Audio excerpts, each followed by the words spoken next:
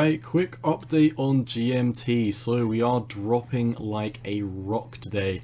You're down 19% as of the time of recording this, pushing on for 20 cents. Now, yesterday we rallied into the Fed news of them increasing the interest rates by 50 basis points, and today we've completely landslided. Bitcoin has wiped out all of its gains from yesterday, so has GMT. The stock market, basically why this happened is the stock market opened. If we come over to the 1 hourly candles, you can see as soon as the stock market opened, everything started to landslide. So what should we be looking for GMT? Well, I mean, if you've been watching my GMT videos for the past couple of weeks, 2 weeks, 3 weeks, 4 weeks, you know that we were previously in a trade for GMT and we sold a very long time ago. We sold just as we were flipping bearish somewhere around this region. I'm not gonna lie, I don't remember exactly where I sold. I do remember I had my stop loss at the previous all-time high, and then I remember I made a video and I was like, hey guys, I'm selling because on the 4 hour we're flipping bearish, and I moved it up to somewhere like here. But I'd be lying if I said I knew the exact place that I sold. I really don't know the exact target that I sold.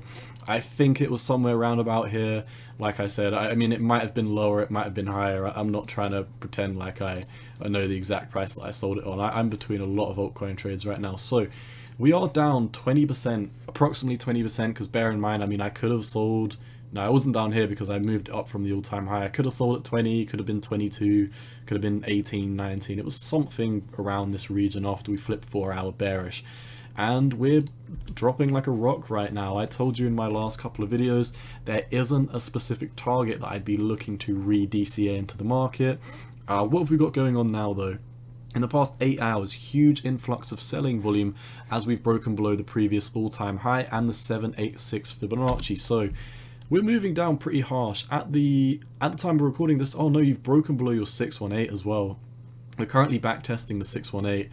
On the daily time frame, let's go over, you're still coming into your daily EMA ribbon, so there is the potentiality that GMT could come down to as low as $2 before having another macro rally, and that wouldn't surprise me. I mean, the bearish momentum could reset and we could start to tip back up, but I personally would not have any DCA targets at this moment in time. I do not have any regions where I think, okay, if we come down to there, no matter what I'm going to buy, I'm going to wait for the trend to turn bullish. And, you know, congrats if you were in my GMT trade. We were able to call this very, very well, to be honest. I mean, we got in somewhere down here and we noticed that the 4 hourly EMAs were perfectly defining the trend. I talked about this in pretty much every single GMT video I've ever made. I highlight this just because it's so useful to see that this whole uptrend is a sea of green in the 4 hourly EMAs, and we knew the second these turned bearish. You can see we broke below, retested them, got rejected, these flipped bearish. In hindsight, it was obvious. I did not expect us to fall down this fast. No one could have predicted. I mean, I guess you could have predicted that we would have dumped after the Fed news.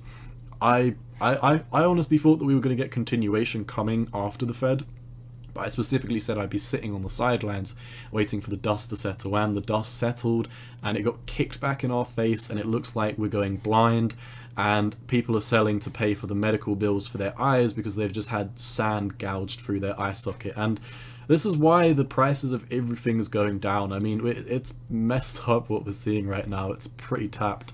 On the 4 hourly time frame, looking at the squeeze one, we're heading down very, very harshly. We only recently got rejected 4 hours ago from your 4 hourly EMAs.